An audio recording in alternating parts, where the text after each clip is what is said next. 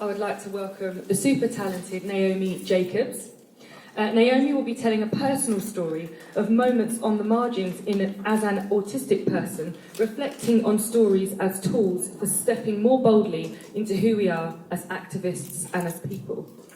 Can we please give Naomi a huge round of applause and welcome her?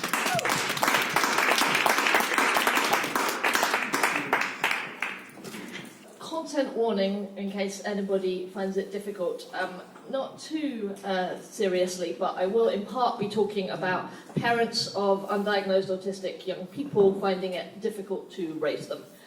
So that comes up in the story. This story is called Love What You Love, Baby, and it's 3 stories in one about rats and ships and superheroes. First story. I'm 6 years old and I've written a letter to Roland Rat. Now, I don't know if you remember Roland Rat. He was a children's TV character in the 80s, and he was very much the embodiment of toxic masculinity. He was a literal sewer rat who worked in the entertainment industry. And I loved him, and I was clearly not a feminist yet.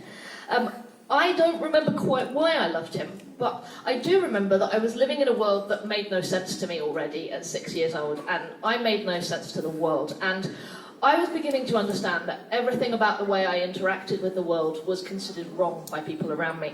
I thought I was fine, but other people clearly didn't. And when the world got too confusing, I would retreat into stories, like the story of Roland Rat, of all people. And I would retreat into sounds and words and the ways that stories were communicated. And I would do things like sitting in the back of the car, repeating stories to myself and repeating words that I'd heard around me and going, ooh, ah, and having a wonderful, relaxing time just being myself. And my mother would turn to my father and she would say, Michael, she's doing it again. And I would shrink. And that was basically the tone my parents used when they discovered this letter to Roland Rat on the doorstep with the name on the envelope, because I thought maybe the postman knew where he lived and would take the letter to him. And they sat me down and they made me read the letter out loud to them. And then in that very same concerned tone that they used when I was in the back of the car, they asked why I'd written it. And I didn't know why I'd written it. I just knew that I loved Roland Rat and I wanted him to know that. So I lied and told them I hadn't written the letter. And eventually they realised they weren't going to get a proper explanation out of me and they let me go. And that was the first time I remember being ashamed of a story that I loved. Stories were my key to understanding a really confusing world, but the way I loved them was wrong. It was too much, too loud, too extreme, too everything. There were rats and ships and superheroes, and the way I loved them was wrong. And I took the story of the rat and I locked it up deep inside myself, and I have never talked about Roland Rat again until today. Second story. I'm 13 years old and I'm walking down a road in London with my father. And I'm talking about Star Trek because my life is currently being lived very much on the bridge of the Enterprise and it's brilliant. And at the time I think I found an ally in my father because he likes science fiction too. And he's been buying me very serious science fiction books, I think in the hope that I would start talking about something slightly less silly than Star Trek. And he was always very keen on me being serious and doing my homework and reading important books with important messages in them. But the stories I was obsessed with were the stories that helped me make sense of the world, and it didn't matter how ridiculous they were. In fact, usually the more ridiculous the better, because I needed an escape. And I'm walking down this road talking to my father about Data, the android, who doesn't have emotions and doesn't fit in, but he has friends who love him anyway, and he's learning to be a little bit more himself every day, and I'm seeing this week after week on Star Trek, and I'm absolutely loving it. And somewhere in there is a story that is helping me understand the world. And my father turns to me and says, Naomi, will you please stop talking about Star Trek? It's really boring and nobody will want to talk to you if you carry on. And I shrink. But I'm 13 now, not 6, and I understand the world just a little bit better. And I know that there are rats and ships and superheroes, and the way I love them is too much, too loud, too extreme, too everything. But there's also a quiet little voice in my head asking why. What's so wrong with the way I love things? Could the problem maybe be you, Dad? But even though I'm a little bit aware of that, right then that doesn't help me feel any less ashamed of who I am and how I love things. So I take the story of the ship, and this time I wrap it up. And I start being a bit more careful about who I trust with the stories of the rats and the ships and the superheroes. But I know I can't stop loving how they make me feel, so I do go to the sci-fi conventions, but quietly. And I live with that kind of state of contradiction until I'm in maybe my 20s.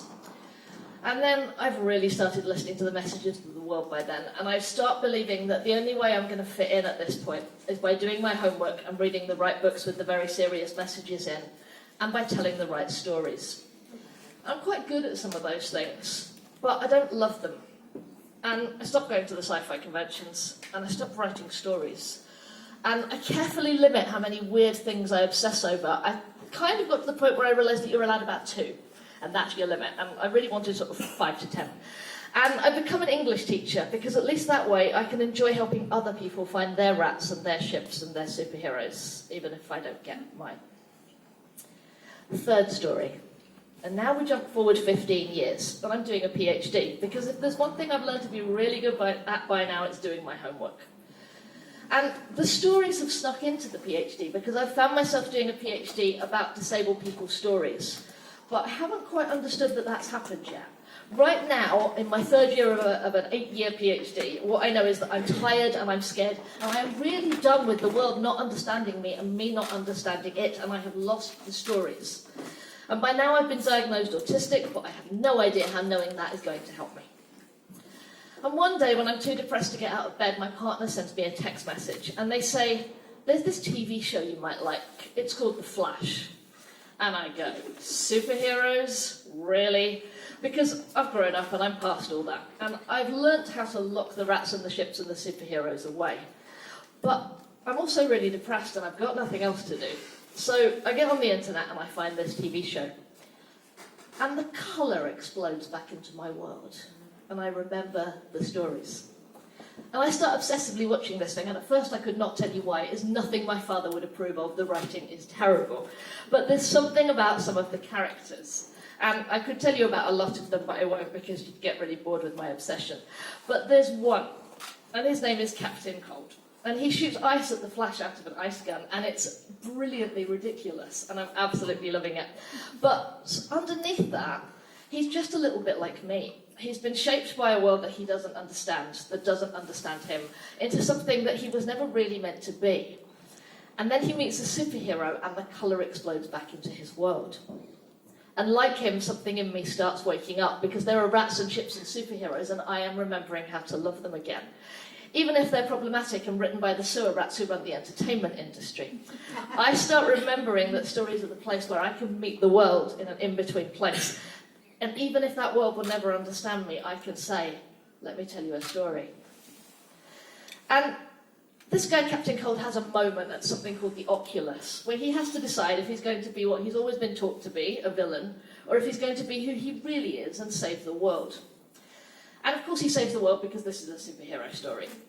But I start thinking about how we have Oculus moments all the time. And mine usually comes when I spend my activist life talking to a certain kind of neurotypical person who doesn't believe that autistic people have the right to exist. And who talks a lot about cures when what they really mean is extinction. And they need to know that we are part of the good of humanity, the diversity of humanity, and that the way we exist is also human. But I realise that I haven't always believed that. For you, absolutely, I will fight to the death to defend your right to exist. But I'm just a waste of space who likes rats and ships and superheroes. But I think that if I want them to believe that my life is worth living and that our lives are worth living, then I need to believe it. I need to believe that the way I love things is not too much, too loud, too extreme, too anything. I need to believe that everything about me deserves to exist, including the things I love.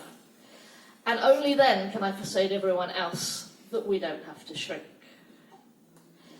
So there I am in my activist Oculus moment, standing in this in-between place where I meet a world that doesn't understand me. And I say, "Let me tell you a story about rats and ships and superheroes and a human being who loves them."